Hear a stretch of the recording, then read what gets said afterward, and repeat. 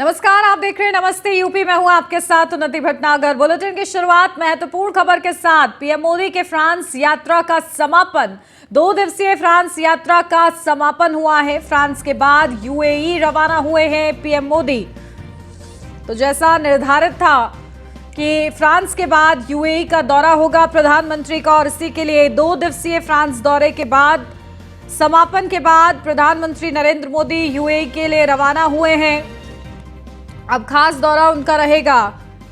तो फ्रांस दौरे के बाद यूएई के लिए रवाना हो चुके हैं प्रधानमंत्री नरेंद्र मोदी। खास दौरा 2 दिवसीय फ्रांस का उनका रहा, और इस दौरान कई महत्वपूर्ण बातों को लेकर चर्चा की गई है और भारत के लिए कई बड़ी खुशखबरियां लेकर प्रधानमंत्री नरेंद्र मोदी फ्रांस से अब यूएई के लिए रवाना हुए हैं।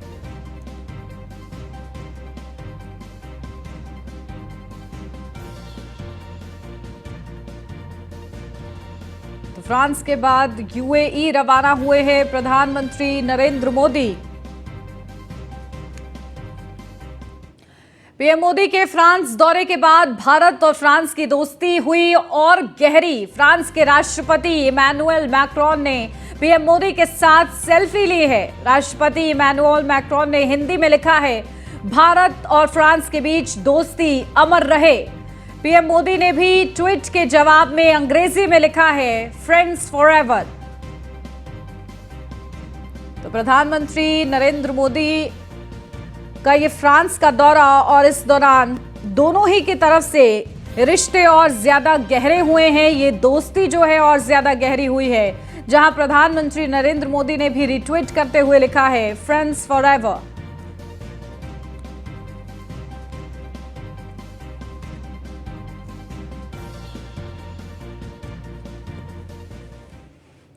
पीएम मोदी ने फ्रांस के राष्ट्रपति मैक्रोन को चंदन की लकड़ी से बना सितार गिफ्ट किया है। वहीं फर्स्ट लेडी ब्रिगिट मैक्रोन को तेलंगाना के पोचमपल्ली शहर की मशहूर पोचमपल्ली साड़ी गिफ्ट की है, जो कि रेशम इकत की बनी हुई है। इसके अलावा पीएम मोदी ने राजस्थान के मकराना का मार्बल इनले वर्क टेबल भी गिफ्ट में दिया है।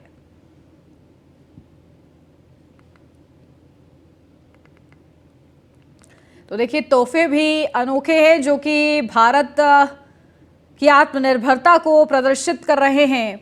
और जो सबसे खास सामान प्रधानमंत्री नरेंद्र मोदी अपने साथ लेकर गए हैं उपहार के रूप में, तो आज सीएम योगी आदित्यनाथ का मिशन रोजगार और ये पूरा विशेष कार्यक्रम सुबह 11 बजे लोक भवन सभागार में ये कार्यक्रम रहेगा।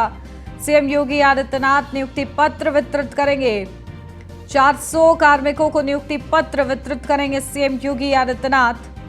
66 समीक्षा अधिकारी को नियुक्ति पत्र वितरित करेंगे।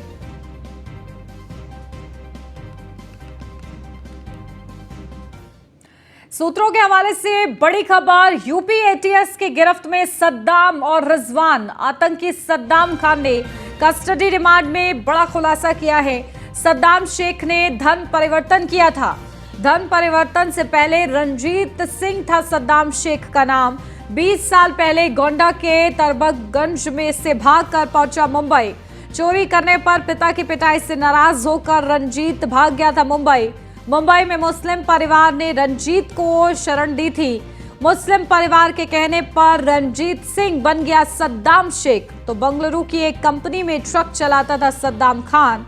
2020 में पत्नी के प्रेमी और उसके परिवार की हत्या का सद्दाम ने प्लान बनाया था।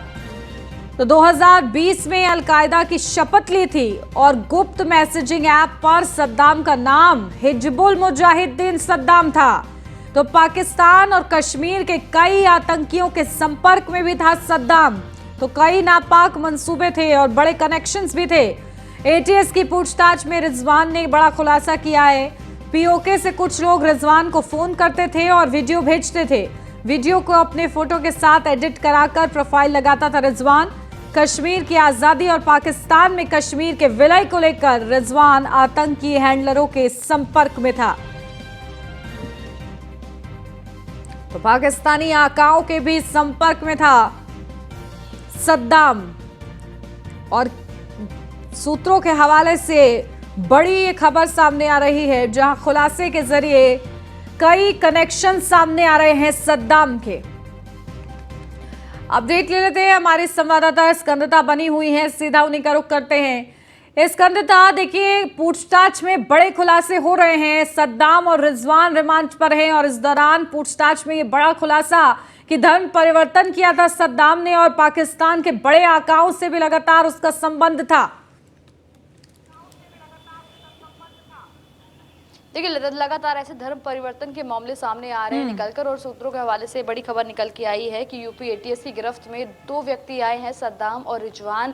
इन्होंने पुलिस कस्टडी में इन तमाम चीज़ों के खुलासे किए हैं कि ये कब से आतंकी संगठनों के साथ में जुड़े हुए थे, इनके तार कहाँ तक थे, किस तरीके से धर्म परिवर्तित करने को लेकर इनकी जो प्लान, इन्होंने जिस तरीके से धर्म परिवर्तित किया था और जिस तरीके से जो इनकी जो सोशल साइट्स हैं उस पर उन्होंने अपना नाम चेंज करके, फोटो चेंज करके लगा रखी थी।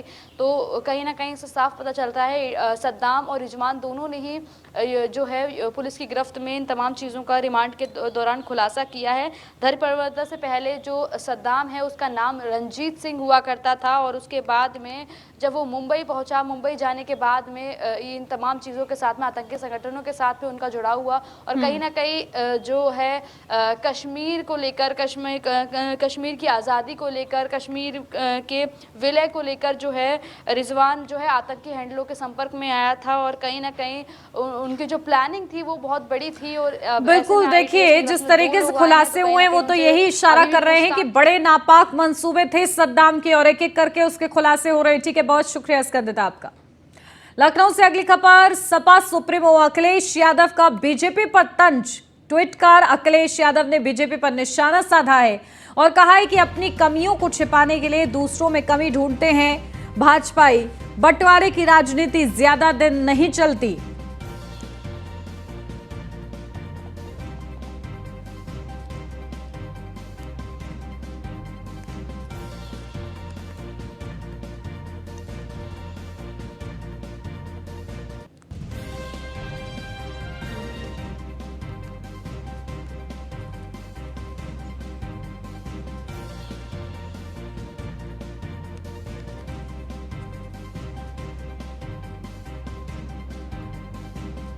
तो देखिए इस बीच ये बड़ी अपडेट, कांवड़ियों पर पुष्प वर्षा का वीडियो सोशल मीडिया पर वायरल हो रहा है। बुलंदशहर से खबर, पुलिस ने कांवड़ियों पर पुष्प वर्षा की है। तो कांवड़ यात्रियों के साथ झूमती दिखी है बुलंदशहर पुलिस। तो अनूप शहर पुलिस ने पुष्प वर्षा कर कांवड़ियों का स्वागत किया है। तो पुलिस ने छतों पर चढ़कर कांवड़ियों पर पुष्प वर्षा की है और उसकी एक झलक हम आपको दिखा रहे हैं। कांवड़ियों पर पुष्प वर्षा का वीडियो वायरल हो रहा है। बुलंदशहर पुलिस ने कांवड़ियों पर पुष्प वर्षा की है, तो कांवड़िए भी झूमते नजर आए हैं। कांवड़ यात्रियों के साथ तब पुलिस भी बुलंदशहर की झूमती नजर आई है। तो अनूप शहर पुलिस ने पुष्प वर्षा कर कांवड़ियों का स्वागत किया है।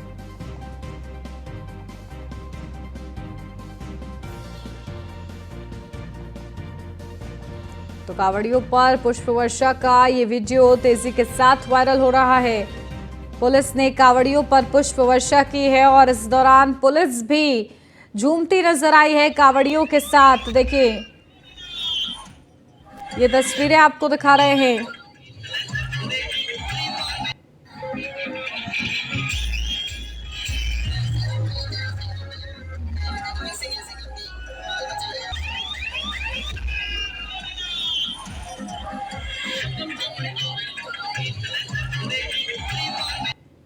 तो ये वीडियो पुष्प वर्षा का तेजी के साथ वायरल हो रहा है, जहां एक तरफ बुलंदशहर पुलिस पुष्प वर्षा कर रही है कांवड़ियों पर, तो कांवड़ी थिरकते हुए नजर आ रहे हैं। तो पुलिस भी पूरी तरीके से भक्ति में रमी नजर आ रही है कांवड़ियों के साथ। इस पुष्प वर्षा के मौके पर पुलिस भी उतनी ही उत्साहित है जितने के कांवड़िए।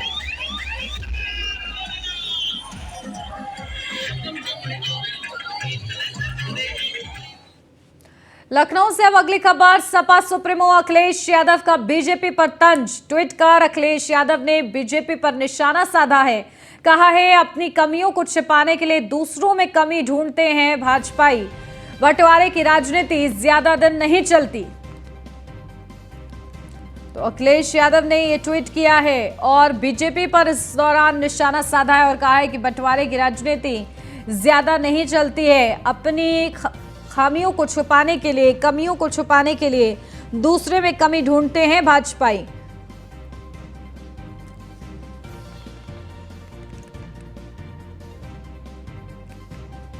तो अखिलेश यादव का ये ट्वीट कि बंटवारे की राजनीति बीजेपी की ज्यादा दिन नहीं चलेगी।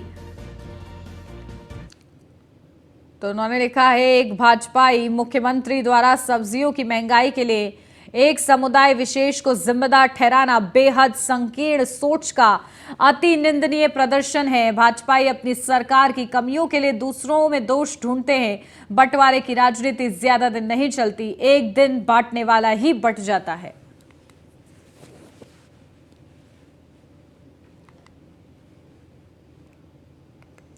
फ्रांस से अब खबर, पेरिस में प्रधानमंत्री नरेंद्र मोदी की प्रेस कॉन्फ्रेंस, पीएम मोदी और राष्ट्रपति मैक्रोन का साझा बयान।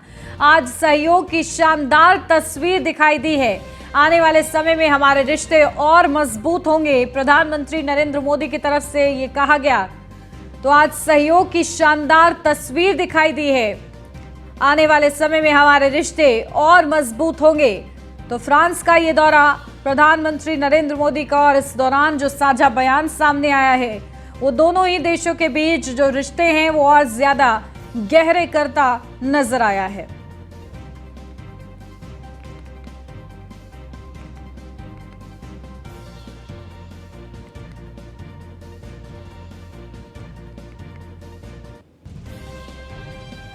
तो आने वाले समय में हमारे रिश्ते और मजबूत होंगे, इस बात का आश्वासन भी मिल गया है फ्रांस दौरे पर प्रधानमंत्री नरेंद्र मोदी। राजधानी पुलिस कमिश्नरेट ने जारी किया है निर्देश, नो पार्किंग जोन को लेकर निर्देश जारी किया गया है।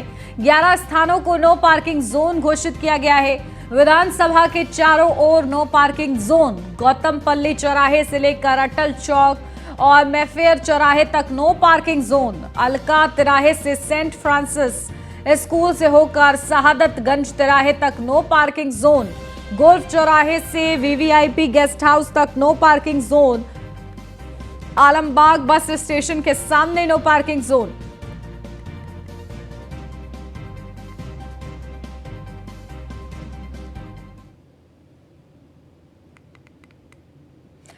ग्रेटर नोएडा अथॉरिटी के दस्ते पर आग के लपटों से हमला किया गया। गांव में तोड़फोड़ करने आए अफसर पर हमला किया गया। तोड़फोड़ करने गई जेसीबी पर पत्थर फेंके गए। हमले से डरकर उल्टे पांव दौड़ा है दस्ता। तो अथॉरिटी के दस्ते पर हमला, आग के लपटों से हमला किया गया।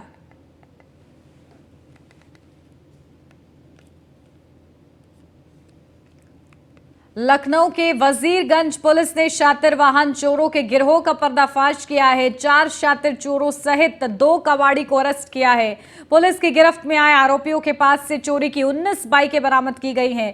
राजधानी के कई इलाकों में गिरोह के चोर चोरी की वारदात को अंजाम देते थे। डीसीपी वेस्ट ने गिरफ्तार करने वाली टीम को 20,000 रुपए इनाम देने की घोषणा की है।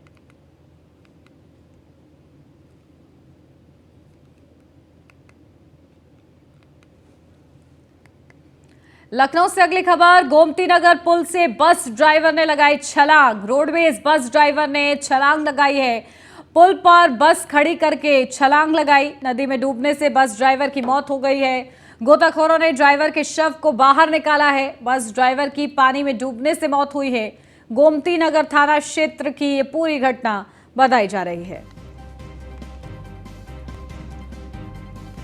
तो नदी में डूबने से बस ड्राइवर की मौत हुई है। गोताखोरों ने ड्राइवर के शव को बाहर निकाला है। रोडवेज बस ड्राइवर ने पहले ट्रक रोकी और उसके बाद छलांग लगा दी। और इसी के साथ इस बुलेटिन में बस इतना ही। खबरों का सिलसिला आगे भी जारी रहेगा। आप बने रहिए न्यूज़ 1 इंडिया के साथ।